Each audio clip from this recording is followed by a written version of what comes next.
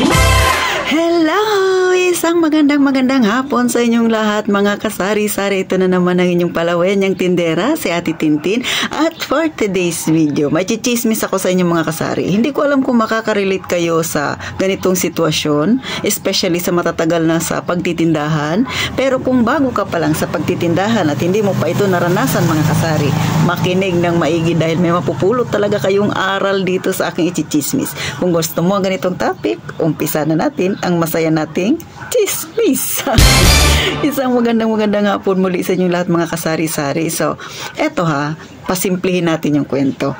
Kayo ba pag tindera kayo, yung pakiramdam nyo ba mga kasari ay minsan pinagtutuunan nyo rin ng pansin? Kung baga sabi nila tamang hinala ka. Sa lahat ng mga may tindahan, gawain nyo ba ito mga kasari? Hindi ko sinasabi na tama ako o hindi ko sinasabing mali rin yung ginagawa ko. Pero, mas maganda siguro sabihin natin tamang mag-ingat. Mas maganda na yun. Kasi sa dami ng mga napapanood natin ngayon, mga kasari, no? Kahit ako, sa mga napapanood ko sa Facebook, kahit sa TV, no? Tayong mga tindera at tindero, na mga may tindahan, tayo talaga yung number one target ngayon ng mga, lalo na Disyembre, no? Ng mga manluloko, ng mga taong mapagsamantala. Anong ibig sabihin natin, Tintin? So, ngayon lang nangyari ito sa akin. Hindi ko naman sinasabi na ganun yung customer ko. Pero, gaya ng sabi ko sa dami ng napapanood ko minsan, na nakakaroon ng overthinking. So, eto na nga. Mga kasarino, may nagpa-load sa akin. Hindi ako familiar sa kanya. Bago lang siya dito napadaan talaga. Yung ngayon ko lang talaga siya nakita. So, syempre, sa mga familiar na ako na pagmumuka ng mga customer ko, talaga namang pinapayagan ko yung ganito. Pero pagka bago ka sa paningin ko, hindi kita kilala, hindi ako familiar sa iyo, ay hindi ko siya ginagawa. Bakit? Kasi nga, gaya ng sabi ko sa inyo, number one tayo ngayon na target ng mga taong mapagsamantala. So ito nagpa-load siya sa akin. Sabi niya, ang gagamitin niya raw na pambayad, pwede ba daw GCash? Gaya ng sabi ko, maliit lang ang tindahan ni Ate Tintin. At dito sa amin, hindi pa gano'n yung mga may malilit na tindahan na tumatanggap talaga ng GCash ang bayad. Maliban lang kung nagcha-charge. Kasi dito sa amin, uso pa rin yung cash to cash talaga. Kasi nga, maliit lang naman yung tindahan na Tintin. So, wala akong malaking pera para itatapal ko doon sa cash na kailangan ko kung nasa GCash na. And then, syempre, may bayad rin pag nagpa-cash out ka dito sa amin. At wala naman din akong bangko na online, mga kasari. Kaya, yung customer ko na nagsabi sa akin na, pwede bang magpa-load sa GCash dahil dito nga yung kanyang SIM, no?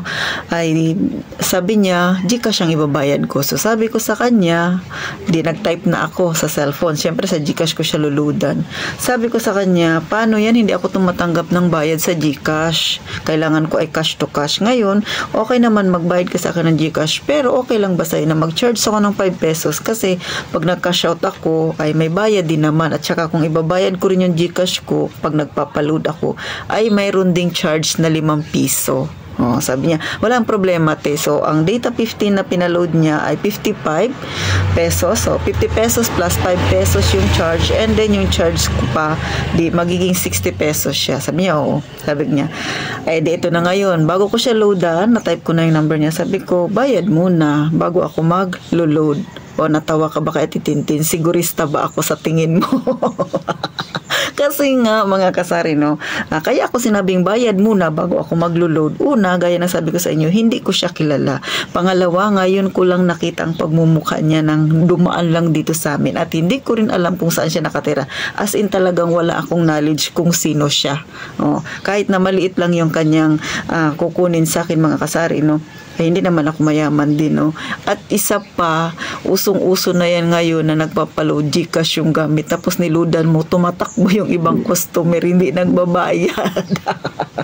So, hayaan nyo na sa titintin ko, nag-overthink man ako. So, sabi ko, kailangan bayad muna. Sabi niya, paano ako magbabayad sa UT na sa GCash nga yung pera ko?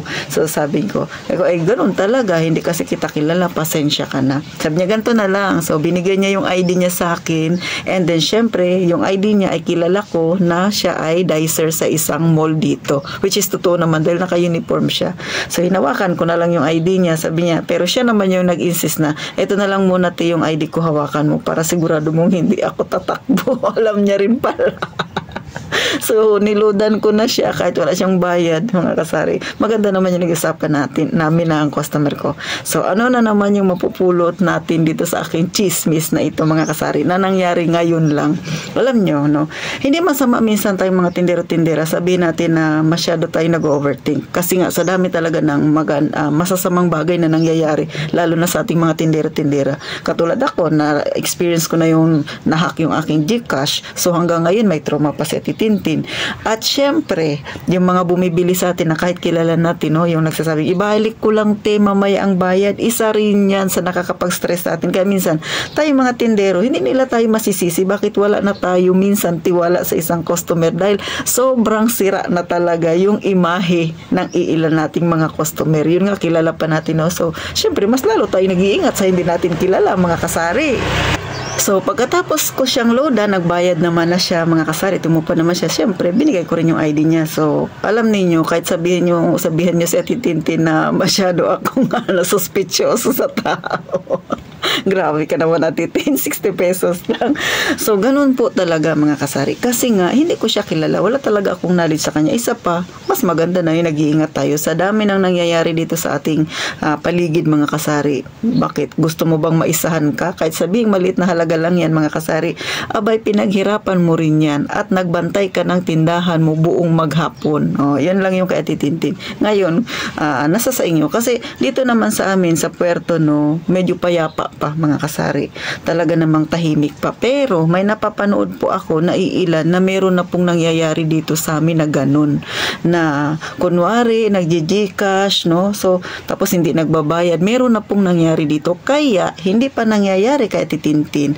Abay, pinaghandaan ko na. Nag-isip na ako ng plano. Ayokong dumating sa punto na pagsisihan ko rin. Kahit na maliit na bagay lang yan, mga kasari. Kasi para sa akin, no, maliit man yan, pero ayoko pa rin maloko kasi nga masakit yan sa isang tindera na maghapong nagbantay ng kanyang tindahan. Pero nasa sa inyo yan, no? Sa akin, sinishare ko lang yung experience ko sa aking pagtitindahan. Pero kayo, mismo mga kasari, kayo makakapagsabi niyan kung yung lugar ba ninyo ay okay ba? Yung lugar ba ninyo ay payapa ba? Yung lugar ba ninyo ay safe ba para sa mga tindero-tindera? Hindi nga ba darating sa inyo yung mga ganyan?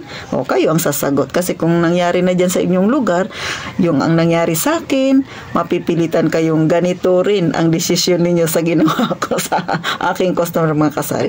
Pero hanggang dito na lang sa Titintin. Sana nakakuha kayo ng kahit kaunting idea. Kung sa tingin ninyo mali yung aking ginawa, ay di kayo yung magtama kung sa inyo darating yung ganyang pagsubok na yan, mga kasari. Di ibahin ninyo yung inyong style, no? Sa akin, pinapakita ko lang sa inyo yung realidad ng buhay at yung pagiging overthinking ni Ate Tintin kasi nga marami ng ganyan na nangyari na si tindera iniwang luhaan kasi hindi nagbayad si customer.